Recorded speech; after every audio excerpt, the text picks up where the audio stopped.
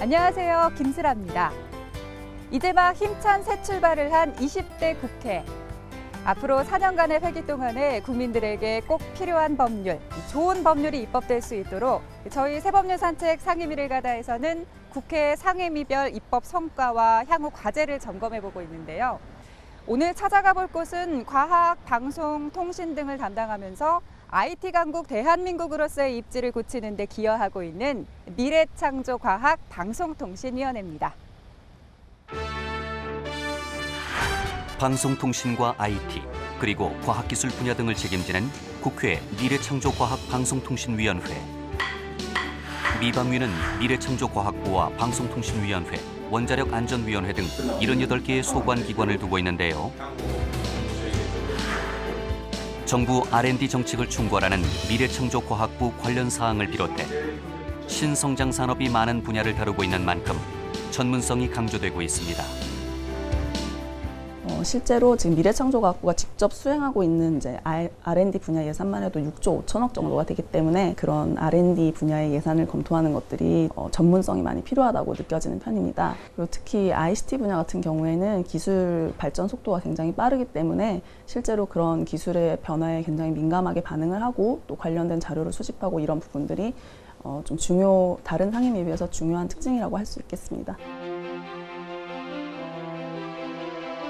국민의 실생활에 도움을 줄 수 있는 좋은 법률이 만들어지기까지 맡은 바 소임을 다하고 있는 이인용 수석 전문위원을 만나봅니다. 수석님, 안녕하세요. 안녕하세요. 반갑습니다.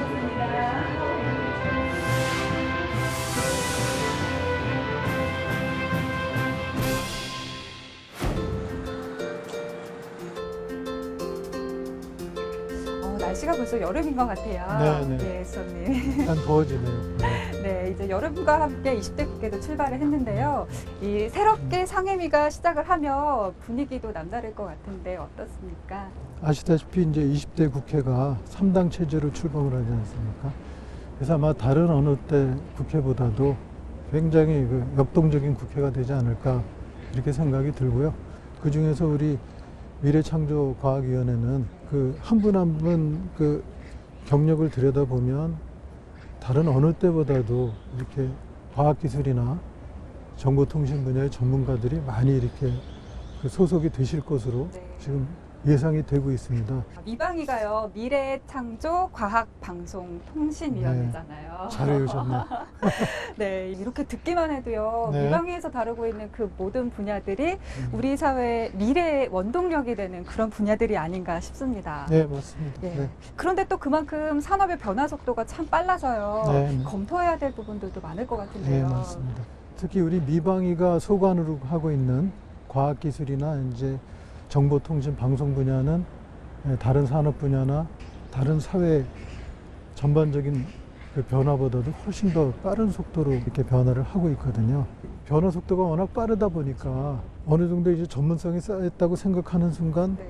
또 다른 새로운 안건, 새로운 기술, 또 뭐 새로운 방송 분야 이런 것들이 자꾸 등장을 하니까 그러다 보니까 미방위에서 전문가라고 감히 얘기하기가 저부터도 굉장히 어렵습니다. 늘 한 발 앞서서 생각하셔야 될 것 같습니다. 먼저 어떤 분야를 살펴보면 좋을까요? 네, 아무래도 일반 국민들 생활과 제일 밀접한 관련이 있고 제일 관심도 있는 분야가 아무래도 방송 분야가 아닌가 싶습니다. 예. 방송은 사회의 공기라고도 말을 하고 있지 않습니까? 네, 이 사회의 공기라고 할 만큼 중요한 역할을 하고 있는 방송 분야가 이 19대 국회에서는 어떤 입법 성과를 거뒀는지 그 주요 네. 입법 내용을 먼저 화면으로 정리를 해보겠습니다.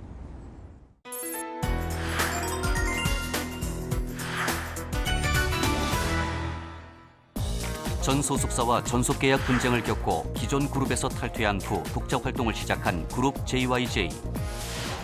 소속사 이적 후 전 소속사의 방해에 가로막혀 공중파 방송 프로그램 출연에 어려움을 겪게 됐는데, 하지만 방송법상 방송통신위원회가 특정 연예인의 방송 출연을 의도적으로 금지하는 행위에 대해 제재를 가할 법적 근거가 없었던 상황.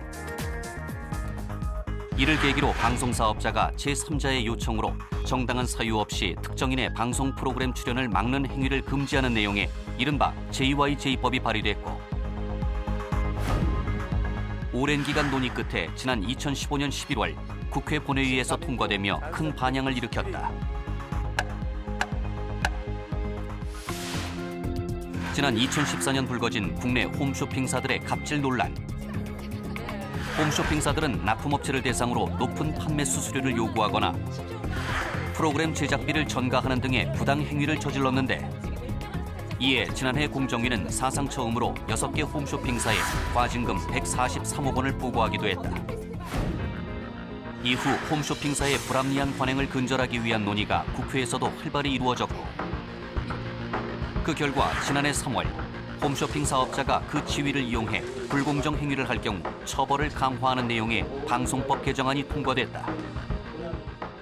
우선 방송법 개정안을 짚어보겠습니다. 네. JYJ법이라고 해서요.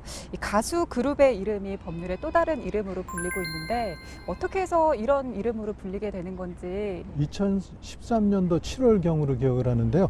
JYJ라는 그 가수 그룹이죠. 네.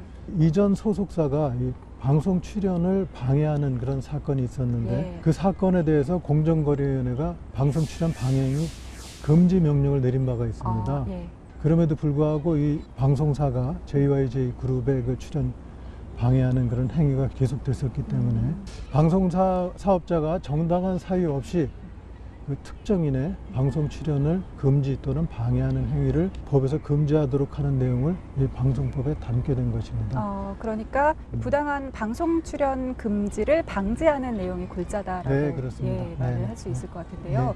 그렇다면은 구체적으로 제재 조치는 어떻게 규정이 되어 있나요? 좀 더 설명 부탁드릴게요. 일단 방송 프로그램에 그 출연하고자 하는 사람과 그 방송 출연을 방해하고자 하는 사람 간에 이제 분쟁이 있을 경우는 준사법적 또는 사법적 그 절차가 있습니다. 예. 법원의 가처분이라든가 아니면 이제 판결이라든가 방송분쟁조정위원회의 조정 또는 중재 등의 이제 준사법적 절차가 있거든요. 네. 이런 절차가 있음에도 불구하고 방송 출연을 방해하는 행위를 했을 경우는 방송통신위원회에서 시정조치를 명할 수가 있고요. 그 다음에 그 시정조치 명령을 받은 사실을 방송사업자가 공표를 하도록 하고요. 금지 행위를 한 경우에 그 방송사업자의 매출액의 2% 범위 내에서 과징금을 부과할 수 있도록 이렇게 규정이 되어 있습니다. 네, 이렇게 법이 개정되면서 앞으로는 특정 연예인이 부당하게 방송 출연을 금지당하는 그런 일들이 줄어들지 않을까 하는 기대를 해보겠습니다. 자, 다음 방송 분야의 또 다른 법률로요. 홈쇼핑 갑질 차단법을 들어볼 수 있겠는데요. 이 법은 어떤 내용인가요, 수석님? 네, 그동안에 그 홈쇼핑 사업자들이 맞으면 그 지위를 남용을 해서 납품업자들에 대해서 방송 시간이라든가 내용이라든가 사안들에 대해서 흔히 말하는 갑질이라 그러죠. 부당한 불이익을 주는 사례들이 빈발을 했었습니다. 그래서 이런 경우에는 방송 사업자들에 대해서 사업 승인의 취소나 영업의 정지나 이런 제재 조치를 할 수 있는 법적 근거를 두는 것이 이 홈쇼핑 갑질 차단법의 취지라고 할 수 있겠습니다. 그렇다면 개정된 법에서는 불공정 행위를 어떻게 규정을 하고 있나요? 여러 가지가 있을 수 있는데요. 뭐 상품 판매 방송의 일자라든지 뭐 시각, 분량, 뭐 제작 비용을 불공정하게 요구를 한다든가 네. 이런 여러 가지 뭐 행위가 있을 수 있습니다. 예, 홈쇼핑에 출연하는 상당수가 사실 중소납품 업체잖아요. 이들을 보호하고 또 공정거래를 활성화하기 위한 법적 장치가 마련됐다라고도 볼 수가 있겠네요. 그 홈쇼핑 사업자의 그 불공정 행위를 그 방지함으로 인해서 그 중소기업 등이 말하자면 상대적 강자인 방송 사업자들로부터 이제 권익 보호가 되는 효과가 있을 수 있고요. 네. 예, 전반적으로 우리 사회에 이제 공정한 사회 질서가 형성될 수 있는 하나의 사례가 될 수 있을 것 같습니다. 알겠습니다. 네, 미방위가 지난 국회에서 처리했던 법률 중에서 네. 가장 먼저 방송 쪽 살펴봤고요. 예. 이번에는 통신 분야로 넘어가 보겠습니다. 이 통신 분야에서의 성과도 빼놓을 수가 없죠. 뭐 아시다시피 이제 우리나라가 ICT 세계적인 강국이라고 하고 있지 않습니까? 그래서 19대 국회에서 그 ICT 산업 관련되는 여러 가지 입법이 통과가 된 바가 있습니다. 네.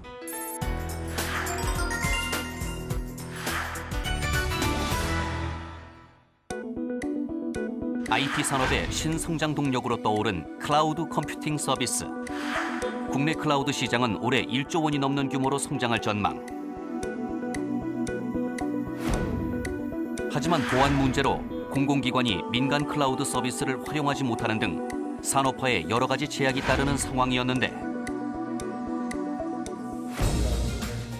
이에 국내 클라우드 산업을 육성하고 이용자 정보를 보호하는 것을 핵심 내용으로 하는 클라우드 컴퓨팅법을 제정해 클라우드 산업을 뒷받침할 수 있는 법적 체계를 마련했다.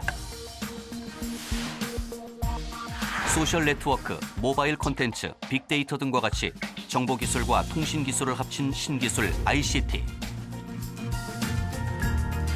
지난 19대 국회에서는 클라우드법과 더불어 ICT 산업을 위한 특별법을 제정하는 성과도 거뒀는데,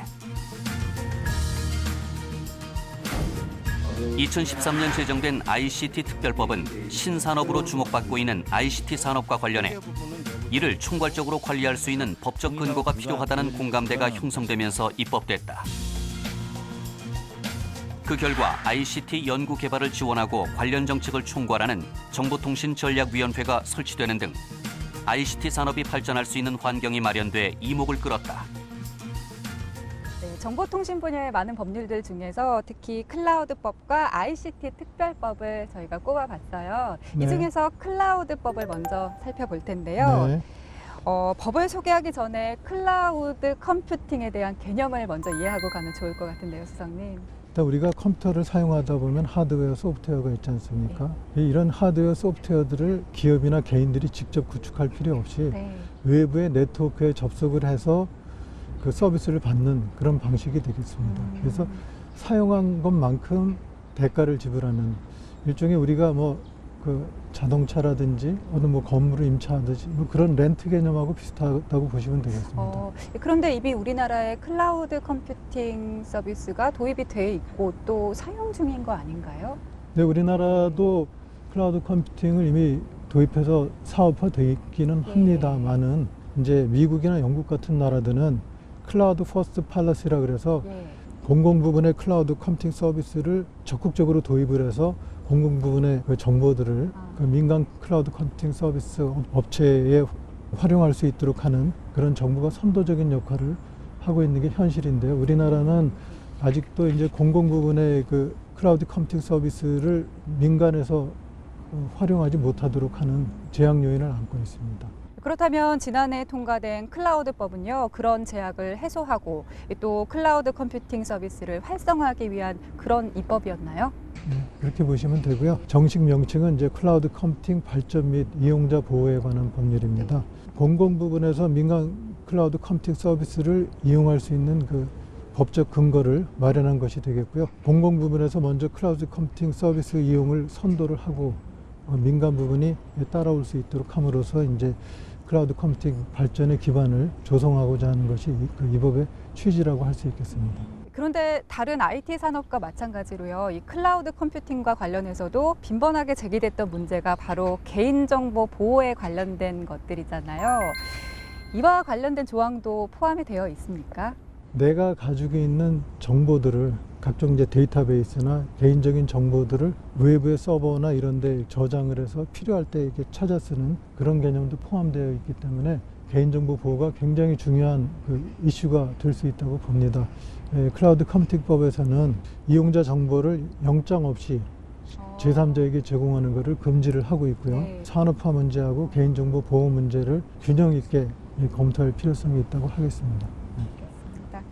안전한 이용 환경을 고려해서 클라우드 서비스가 또 활성화될 수 있는 그런 방법을 기대해 보겠습니다. 이번에는 ICT 특별법을 살펴볼게요. 아는 분들도 있겠지만 ICT가 정확히 무엇을 의미하는지 검색을 해봐야 아는 분들도 계실 것 같은데요. ICT는 말 그대로 이제 인포메이션, 정보죠. 그다음에 커뮤니케이션, 통신, 그다음에 테크놀로지, 기술이 합성된 용어입니다. 그래서 정보 기술과 통신 기술이 합쳐진 그 신기술을 ICT라고 합니다.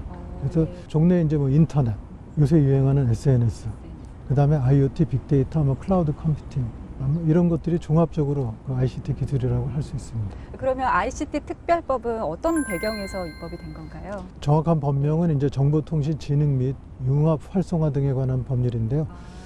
우리나라가 그 ICT 선진국이라고는 하지만 네. 실제로 이제 그 빅데이터라든지 클라우드 컴퓨팅, 그 다음에 뭐 IoT, 그 다음에 3D 프린팅, 미래 성장 산업에 대해서는 과연 우리나라가 진정한 의미의 선진국이라고 할 수 있느냐, 과연 이렇게 자신 있게 얘기할 수 있는 분이 많지 않을 겁니다.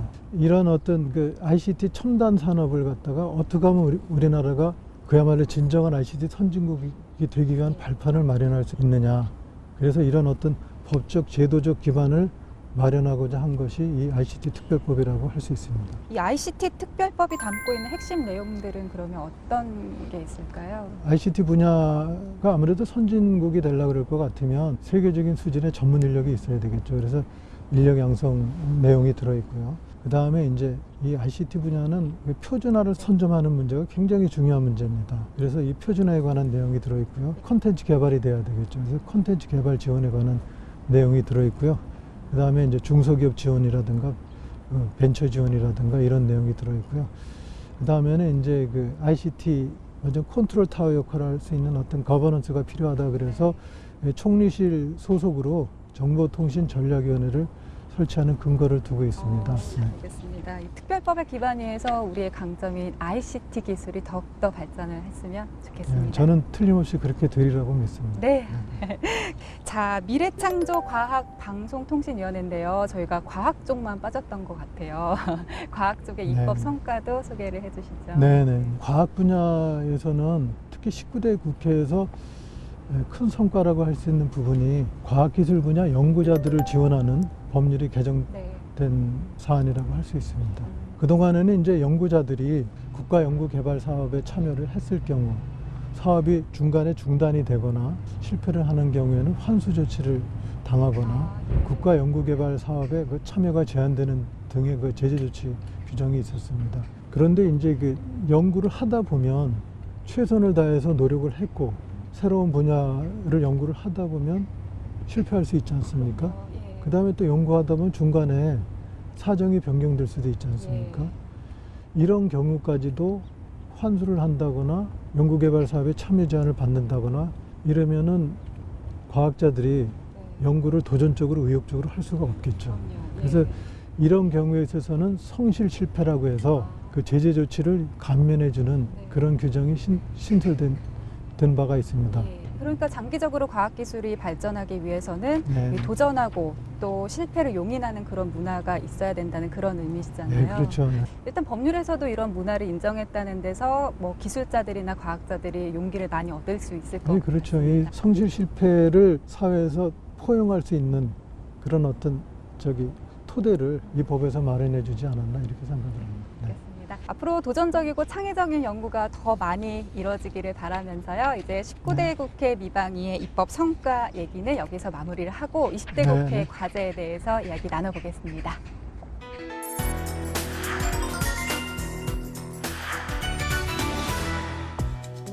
세계 최고 수준을 자랑하는 우리나라 휴대전화 서비스와 단말기. 하지만 천차만별인 기계값과 월 평균 15만 원에 이르는 통신비는 국민들에게 큰 부담이었는데 이에 2014년 5월 1년여의 논의 끝에 휴대전화 가격과 지원금을 투명화할 수 있는 단통법이 제정됐다. 보조금이 대리점마다 여기저기 다르니까 헷갈렸는데 지금은 일정해져서 좋은 것 같아요. 통신비가 막 예전처럼 뭐 많이 변한 것 같지도 않고 다 똑같이 비싸게 사는 것 같아요. 지금. 하지만 법 시행 후 일부 내용에 대한 개선 필요성이 제기됐고 국회에도 관련 법안이 다수 발의됐었는데 이에 국민들의 통신비 부담을 줄여주고 합리적인 소비를 돕기 위해 단말기 지원금 상한제 폐지, 분리공시제 도입 등의 단통법 개정안이 화두로 떠오르고 있다. 이 국민 모두에게 관련이 있다고 해도 과언이 아닌 법인데 그런데 이미 단통법은 19대 국회에서 처리가 됐던 법안이잖아요. 정식 명칭이 이제 이동 통신 단말 장치 유통 구조 개선에 관한 법률인데요. 네. 2014년 10월에 시행이 됐습니다. 네. 그래서 이 법의 취지는 국민들의 그 통신 요금의 부담을 덜어주자는 취지입니다. 그래서 이동 통신 시장을 좀 더 투명하고 공정하게 하자. 소비자들한테 모든 정보를 다 투명하게 공개를 해서 선택의 범위를 넓혀주자. 예, 그래서 스마트폰 구매를 할 때 보조금 받지 않습니까? 예, 법에서 말하는 지원금을 투명하게 공시를 하고, 그 다음에는 이제 이 법이 제정되기 전까지는 보조금의 제한이 없었습니다. 그래서 어떤 소비자들은 단말기를 무료로 사는 소비자도 있었고, 어떤 소비자들은 제값 다 주고 사는 소비자도 있고 그랬지 않았습니까? 그래서 보조금을 상한을 정해가지고 모든 소비자들한테 일률적인 보조금을 받을 수 있도록 하는 그런 규정을 두고 있습니다. 네. 참 그때 입법과 또 시행 당시에 굉장히 큰 반향이 있었던 기억이 나는데요. 네, 그렇습니다. 아무래도 그 내용들 중에서 지원금 상한 제도가 국민들이 휴대폰을 구매할 때 가장 체감적으로 와닿는 사안이기도 하고 네, 또 네. 논란이 가장 많이 됐던 조항이기도 한데요. 그런데 이 제도가 영구적인 조항은 아니라고 들었어요. 이 법이 이제 말하자면은 그 법에 의해서 단말기 내지는 이동통신 시장에 법이나 제도가 개입을 하는 개념이 아니겠습니까? 그래서 이 법은 법 제정 당시 이제 부칙에다가 한시 규정을 뒀습니다. 그래서 이 법은 2017년 9월 말까지만 시행이 되고요. 2017년 10월부터는 자동으로 폐지되게 되어 있습니다. 그러면 1년이 조금 더 남았는데 그렇다면 현재 일고 있는 폐지 논란은 어떤 내용인가요? 지원금 상한제가 시행이 되면서 이 시장에서 예를 들어서 국내 단말기 사업자들하고 외국의 단말기 사업자들하고 역차별 문제가 발생하는 등도 시장에 좀 교란 현상이 좀 심각하게 나타나는 시기가 있었습니다. 그게 뭐 일시적인 현상일지 앞으로도 좀 더 지속적인 문제일지는 두고 봐야 알겠습니다만은 상한제 문제를 계속 시행하는 경우는 시장 교란 문제가 해소되지 않을 수 있다는 그런 우려를 하는 분들은 상한제를 미리 폐지를 해서 혹시라도 또 발생할지 모르는 그 상한제로 인한 문제점들을 해소를 하자, 뭐 이렇게 주장하는 분들도 있고, 어떤 분들은 또 시장을 좀 더 투명하게 하는 것이 맞아 분리공시제를 도입하자는 의견이죠. 그것이 해법이다 이렇게 주장하는 분들도 있습니다. 예, 그래서 말씀하신 것처럼 그런 여러 우려들을 반영을 해서요. 19대 국회에서 이미 개정안이 나왔었던 것 같은데요. 네네네. 어떤 내용이었나요? 예, 그래서 19대 국회에서 단말기 지원금의 그 상한제를 미리 폐지를 하자. 그리고 이제 단말기 제조업자하고 그다음에 이동통신 사업자가 지급하는 지원금을 분리해서 투명하게 공시를 하자. 그게 분리공시제인가요? 예, 그게 분리공시제도입니다. 그런 내용들이 새로 개정으로 안으로 나와 있습니다. 얼마 전에 정부가 6월 안에 개선안을 내놓겠다 이런 구체적인 입장을 밝히기도 했었는데요. 20대 국회에서 단통법 개정안이 다시 발의될 가능성 어떻게 보고 계시나요? 네, 굉장히 높다고 봅니다. 왜냐하면은 단통법 개정 이후에 이제 통신요금 인하 효과에 대해서도 좀 더 낮출 수 있지 않느냐는 생각을 가지신 분들이 있고요. 또 하나는 이동통신 시장을 지금보다 좀 더 투명하게 운영할 필요성이 있다고 주장하는 분들도 있어서 보조금 상한제 폐지 내지는 이제 분리공시 문제에 관한 법들은 오래지 않아서 다시 재발이 될 가능성이 높다고 이렇게 보여집니다.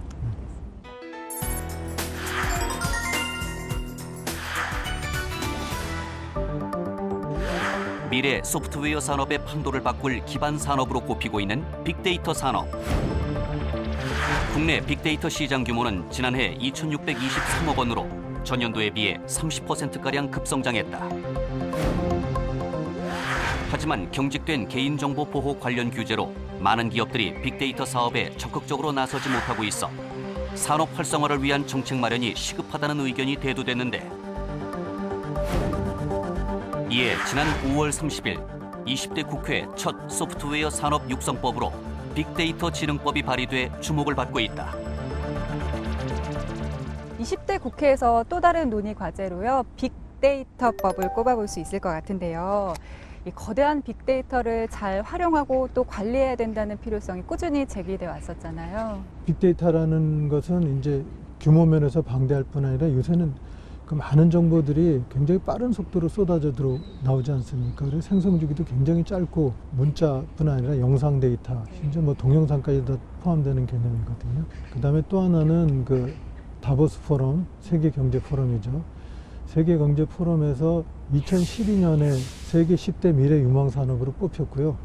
그 이후도 2013, 14 계속해서 가장 유망한 미래 산업으로 선정이 되고 있습니다. 우리나라 같은 경우는 그 빅데이터를 활용을 해서 공공기관이든 민간기업이든 아직 그 사업화 내지는 산업화에 성공했다고 볼 수 있는 경우는 그렇게 많지 않다고 보여집니다. 네. 여기 빅데이터 관련법이 19대 국회에서도 발의가 됐었는데 빅데이터 산업을 진흥하기 위한 법안 내용이었었던 건가요? 이 법안의 정확한 명칭은 그 빅데이터의 이용 및 산업 진흥 등에 관한 법률인데요. 예. 이 법은 일반적인 진흥법의 그 체계를 그대로 따르고 있습니다. 정부 차원에서 이제 계획을 수립을 하고 그러니까 인력 양성을 해야 되고 그 다음에 이제 개발된 기술을 사업화할 수 있도록 지원을 하고 그리고 무엇보다 중요한 게 빅데이터라는 게 말 그대로 대규모 데이터라고 했는데 여기 개인정보가 안 들어갈 수 없지 않습니까? 근데 만약에 개인정보를 전혀 활용할 수 없게 한다 그러면 빅데이터는 아마 전혀 사업화되지 못할 겁니다. 의미가 없을 것 같아요. 그래서 이제 개인정보를 비식별화해서 비식별화된 정보에 대해서는 그 기업들이 활용할 수 있는 그런 어떤 문을 열어놓은 것이 이 법의 이제 그 내용 중에 하나라고 할 수 있습니다. 개인 정보를 비식별화한다는 게 중요한 과정일 것도 같은데요. 네, 정확하게 네, 네. 어떤 것을 그 의미하는 건가요? 비식별화라는 것은 말하자면 개인정보가 있는데 네. 여기서 이제 일부를 삭제하거나 대체를 함으로써 이제 다른 정보하고 결합을 해도 그 특정 개인을 식별할 수 없게 하는 그런 조치를 비식별화라고 할 수 있습니다. 그렇게 되면 개인정보 유출에 대한 우려는 조금 줄어들 수 있겠지만요. 네네. 어떤 법적인 문제도 남아있을 것도 같거든요. 이제 우리나라 같은 경우는 아직도 그 개인정보보호법에 의해서 비식별화된 정보에 대해서도 산업적으로 활용을 하려 그러면 이용자의 동의를 받도록 되어 있습니다. 이렇게 이제 규제가 심하다 보면 이제 사업자들이 빅데이터를 활용하는 데 있어서는 굉장히 제약이 될 수 있다고 봅니다. 그러면 다른 뭐 부처나 다른 법률과의 어떤 협의나 조화도 필요한 부분이겠네요. 네, 그렇습니다. 예. 자, 이 빅데이터는요, 차세대 천연 자원이다 이런 표현을 어디선가 들어본 적이 있는데요. 예, 잘 활용될 수 있는 묘안이 만들어지기를 기대해 보겠습니다. 자, 지금까지 국회 미래창조과학방송통신위원회 법률들을 쭉 살펴봤는데요.